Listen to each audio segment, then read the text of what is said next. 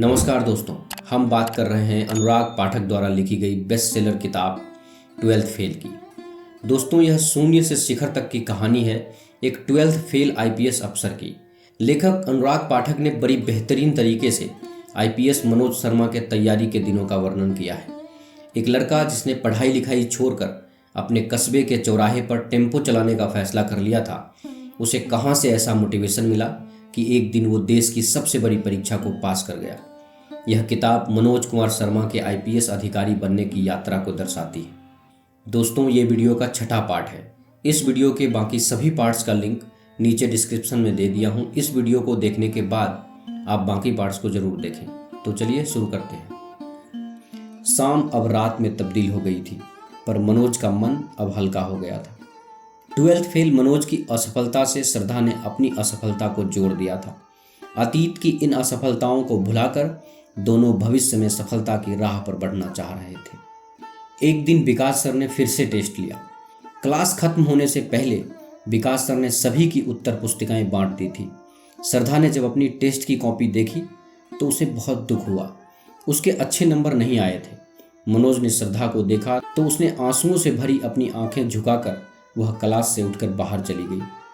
मनोज भी उसके पीछे चला गया। सूरज डूब चुका था। बत्रा सिनेमा पर कई लड़के लड़कियां बैठे चाय पी रहे थे। मनोज भी जाकर श्रद्धा के साथ बेंच पर बैठ गया। श्रद्धा अभी भी अपना टेस्ट पेपर हाथ में लिए थी। उसका दुख कम नहीं हुआ था। मनोज को उम्मीद थी कि चाय से शायद उसका मूड अच्छा हो जाए, इसलिए मनोज पास की दुकान से चाय ले आया। उसने श्रद्धा को एक हाथ से चाय दी और दूसरे हाथ से वह टेस्ट पेपर ले लिया। श्रद्धा ने एक भरपूर दृष्टि मनोज के चेहरे पर डाली। असफलता का दुख और उम्मीद की तलाश दोनों ही उसके चेहरे पर मनोज को दिखाई दिए। दुखी स्वर में श्रद्धा ने मनोज से कहा, मुझे लगता है कि मेरा कभी सिलेक्शन नहीं होगा। कितना खराब लिखा है मैंने। मनोज की नज़रें अभी भी श्रद्धा के टेस्ट पेपर पर जमी हुई थी। मनोज ने हल्के मजाक के बाद फिर अपनी बात गंभीरता से आगे बढ़ाई। हमें अपने निर्णय की रक्षा खुद करनी पड़ती है। इसमें कई परेशानियां आती हैं, पर हमें हर बार उन परेशानियों को हराने के लिए पूरी ताकत से खड़ा होना पड़ता है। तुमने खुद निर्णय लिया है आईएएस की परीक्षा देने का। अब इसके रास्ते में कितनी भी अवरोध आए, तुम्हें हार नहीं माननी, पीछे नहीं हटना। मनोज ने आगे कहना जारी रखा, श्रद्धा, तुम तो बचपन से ही बहुत इंटेलिजेंट हो। जब मैं ट्वेल्थ फेल होकर सफलता का सपना देख सकता हूँ, फिर तुम जैसी मेहनती और योग्य लड़की को सफल होने से कौन रोक सकता है। मनोज ने श्रद्धा को मोटिवेट किया। मनोज की बात सुनकर श्रद्धा के चेहरे पर बहुत देर से रुकी हुई मुस्कुराहट आ गई। वह अपने मन में ऊर्जा महसूस कर रही थी। मनोज के प्रोत्साहन से उसे अपना खोया हुआ आत्मविश्वास वापस मिल गया। वह मनोज से कुछ कहना चाहती थी, पर कुछ न कह सकी। मनोज भी सिर्फ इतना ही कह पाया, श्रद्धा, तुम्हारी चाय ठंडी हो रही है। आईएएस मुख्य परीक्षा को केवल 10 दिन बचे थे। हिंदी साहित्य के बचे हुए सिलेबस को पूरा करने के लिए विकास सर ने अंतिम क्लास रात को ली। मनोज को अब वापस ग्वालियर जाना है। वह नहीं जानता कि श्रद्धा अब उसे कब मिलेगी भी या नहीं। इतनी बड़ी दुनिया, इतनी दूरी, 2-3 महीने की दोस्ती क्या जीवन भर की दोस्ती बन पाएगी, उसे नहीं पता। पर उसकी इच्छा है कि कितनी भी बड़ी दुनिया हो, कितनी भी दूरी हो, श्रद्धा उसमें हर जगह मौजूद रहे, हमेशा मौजूद रहे। इस अंतिम क्लास में मनोज श्रद्धा को देखकर यही कल्पना करता रहा कि वह इस लड़की के साथ ही हमेशा रहे तो कितना अच्छा होगा। वह इसे ग्वालियर ले जाए, अपना कॉलेज, अपनी लाइब्रेरी दिखाए। दिल्ली की अपनी आखिरी क्लास में मनोज श्रद्धा की कल्पनाओं में ही डूबा रहा। क्लास सुबह 6 बजे तक चलती रही। क्लास खत्म होने के बाद मनोज ने श्रद्धा से कहा, श्रद्धा, रुकना, मैं विकास सर से मिलकर आता हूँ। मनोज अंदर विकास सर से मिलने चला गया। विकास सर को क्लास में लड़के लड़कियां घेरे हुए थे। मनोज को देखकर विकास सर ने उसे मुख्य परीक्षा के लिए शुभकामनाएं दी। उसने विकास सर के पैर छुए और वापस बाहर आ गया। बाहर आकर उसने देखा कि श्रद्धा सामने के पार्क में बेंच पर बैठी हुई है। वह उसके पास चला गया।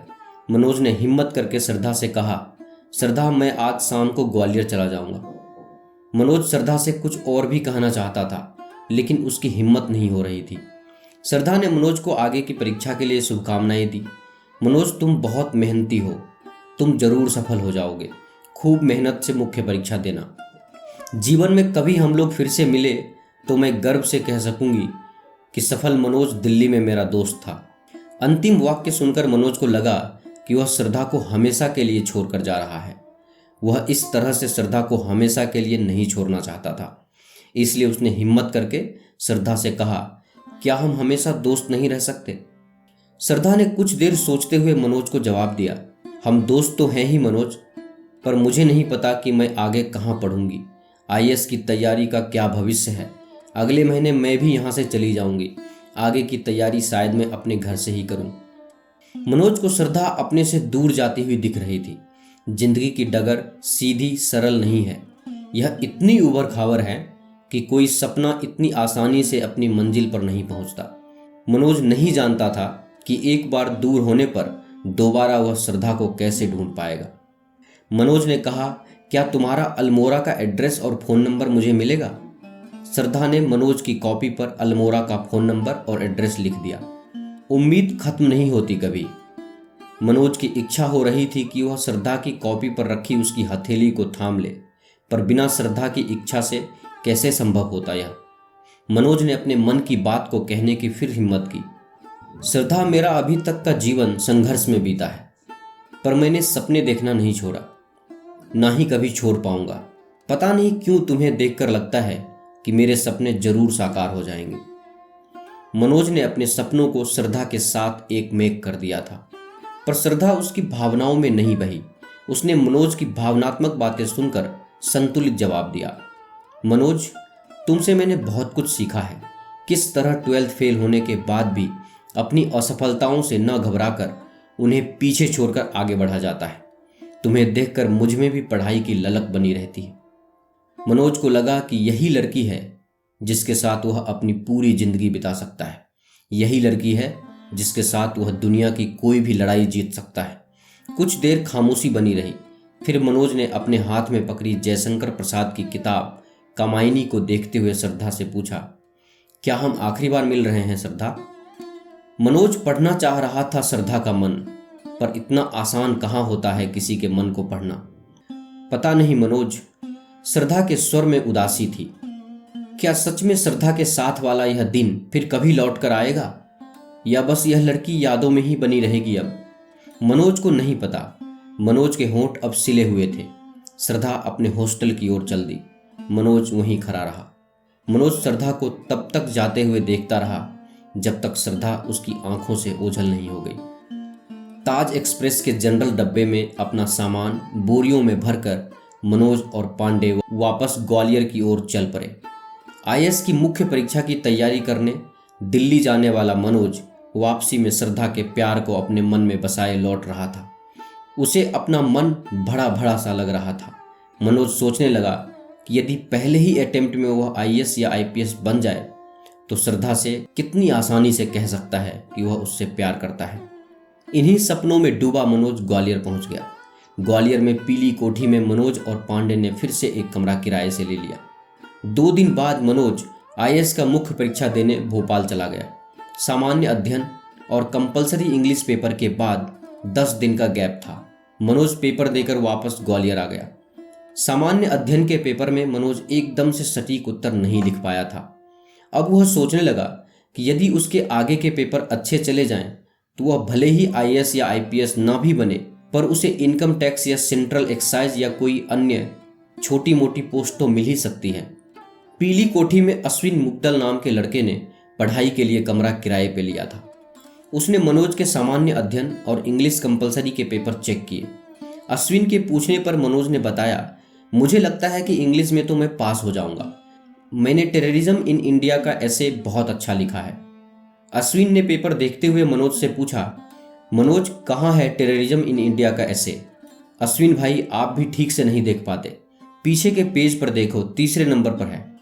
मनोज ने आत्मविश्वास से कहा, इस ऐसे में मैंने बहुत विस्तार से टेररिज्म के बारे में लिखा है। टेररिज्म के कारण, उसके इंडिया पर impact, how to solve this problem, difference between Kashmir and Punjab terrorism. Manoj ने जोश और उत्साह के साथ परीक्षा में लिखे गए अपने ऐसे की विशेषताएं अश्विन को गिनाई। अश्विन अभी भी पेपर में टेररिज्म इन इंडिया टॉपिक ढूंढ रहा था। पर अब भी वह ऐसे नहीं ढूंढ पाया। तो मनोज ने पेपर लिया और उस स्थान पर उंगली रख दी जहां वह टॉपिक लिखा था। ये रहा, तुम देख नहीं पा रहे अश्विन, मनोज ने अश्विन से खींचते हुए कहा। अश्विन ने उस स्थान को देखते हुए कहा, यह तो टूरिज्म इन इंडिया है। मनोज ने जब दोबारा ध्यान से पेपर पढ़ा तो वहां टेररिज्म नहीं टूरिज्म लिखा हुआ था। मनोज को समझ नहीं आया कि यह कैसे हो गया, इतनी बड़ी गलती कैसे हो गई। वह जिस ऐसे को सही समझ रहा था वह गलत हो गया था। वह टूरिज्म और टेररिज्म की स्पेलिंग में कंफ्यूज हो गया था। मनोज को लगा कि उसके भीतर का खून सूख गया, उसकी आंखों के सामने अंधेरा छा गया। उसने बहुत बड़ी गलती कर दी थी। यह पेपर पास नहीं हुआ तो उसकी दूसरे सब्जेक्ट की एक भी कॉपी चेक नहीं होगी। गलत विषय पर ऐसे लिखने से निश्चित ही वह इंग्लिश कंपलसरी के पेपर में फेल हो जाएगा। बड़ी मुश्किल से उसकी प्रीलिम्स क्लियर हुई थी। क्या यह इस तरह बर्बाद हो जाएगी? मनोज अपने कमरे पर जाकर रोने लगा। वह समझ गया कि इंग्लिश ने एक बार फिर उसका जीवन बर्बाद कर दिया है। ऐसे ही उसकी उम्मीद थी जिसमें 100 में से उसे 0 नंबर मिलेंगे। उसका आत्मविश्वास पूरी तरह से धराशायी हो गया। उसने निर्णय लिया कि वह आगे के पेपर देने भोपाल नहीं जाएगा। उसके इस निर्णय का अश्विन ने विरोध किया। अश्विन ने कहा कि यदि तुम पास नहीं भी हुए तो परीक्षा में पेपर देने का मौका तो मिलेगा। तुम्हें अनुभव के लिए जरूर पूरे पेपर देना चाहिए। पर मनोज की हिम्मत हिंदी साहित्य और इतिहास के पेपर देने की नहीं हुई।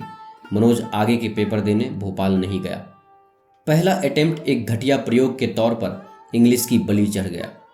अब फिर से 1 साल की मेहनत सामने है। मनोज को फिर से प्रीलिम्स से शुरुआत करनी है। दुख का दौर फिर से शुरू हो गया। मनोज अपनी इस असफलता को किस मुंह से श्रद्धा को बताएगा? इच्छा होने के बावजूद मनोज श्रद्धा से बात करने की हिम्मत नहीं कर पा रहा था। पीली कोठी में रहने वाले लड़कों ने उत्तर प्रदेश पीएससी की प्रीलिम्स परीक्षा दी थी। मनोज, पांडे, अश्विन, गुप्ता सभी की यूपी प्रीलिम्स क्लियर हो गई।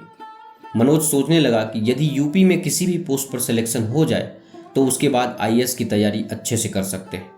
कई लड़के नायाब तहसीलदार, सेल टैक्स इंस्पेक्टर बनने के बाद भी आईएएस की तैयारी करते रहते हैं और सफल भी हो जाते हैं। आईएएस की मुख्य परीक्षा बर्बाद होने से हताश हुए मनोज ने उत्तर प्रदेश पीएससी की प्रीलिम्स क्लियर होने के कारण अपने भीतर फिर से उम्मीद को जगाया। रेगिस्तान में तड़पते हुए आदमी को जैसे 2 बूंद पानी की मिल गई हो। उसके सामने फिर से एक मुख्य परीक्षा देने का लक्ष्य था, भले ही वह मुख्य परीक्षा आईएएस की न होकर किसी स्टेट पीएससी की हो। इस उम्मीद से पैदा हुए आत्मविश्वास के कारण उसकी इच्छा एक बार फिर से श्रद्धा से बात करने की होने लगी। उसने तय किया कि वह आज श्रद्धा से जरूर बात करेगा। मनोज ने श्रद्धा के द्वारा दिया हुआ उसके घर का फ़ोन नंबर ढूंढा, पर फ़ोन नंबर नहीं मिला। उसे याद नहीं आ रहा था कि उसने श्रद्धा का फ़ोन नंबर कहाँ रख दिया। उसने फिर से अपनी किताबों में श्रद्धा का नंबर ढूंढने लगा। बहुत देर तक जब नंबर नहीं मिला तो वह निराश होकर पलंग पर बैठ गया। मनोज को उजरा हुआ देखकर पांडे ने पूछा, क्या ढूंढ रहे हो मनोज? आईएएस तो गई तुम्हारी, यूपी सर पर है, पढ़ लो, कहाँ भटक रहे हो? मनोज श्रद्धा में डूबा हुआ था। श्रद्धा का फ़ोन नंबर नहीं मिल रहा है, मुझे उससे बात करनी है अभी। पांडे ने अपनी किताब बंद कर दी और वार्ता की मुद्रा में बैठ गया। तो कर लो बात, किसने रोका है? पर कहोगे क्या? हेलो श्रद्धा, मैं फेल हो गया हूँ। 12th के बाद मैं आईएएस के कंपलसरी इंग्लिश पेपर में भी फेल हो गया हूँ।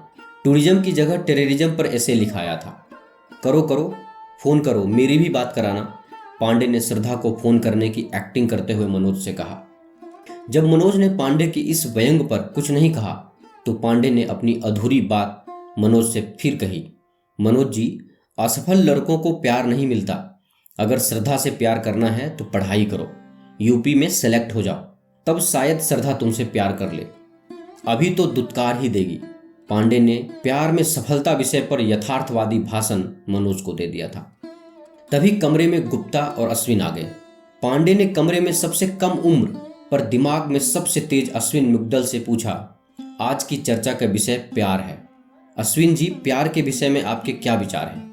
अश्विन पढ़ाई में गंभीर और दुनियादारी के झंझटों से दूर रहने वाला लड़का था। उसे इस तरह की निरर्थक चर्चाओं में कोई रुचि नहीं थी। पढ़ लो सालों, 5-6 महीने बाद यूपी मुख्य परीक्षा होनी है, तुम्हें अभी ही प्यार करना है? अश्विन ने छूटते ही गाली दी। लेकिन पांडे ने जब एक बार फिर अश्विन से प्यार पर अपने विचार व्यक्त करने का आग्रह किया तो अश्विन ने जवाब देना शुरू किया। पहला बिंदु है, प्यार एक जोंक है जो विद्यार्थी से उसी समय चिपकती है जब उसे अपना सबसे ज्यादा समय पढ़ाई में देना होता है। दूसरा, प्यार व्यार कुछ नहीं होता, यह महज अभावों का आकर्षण है।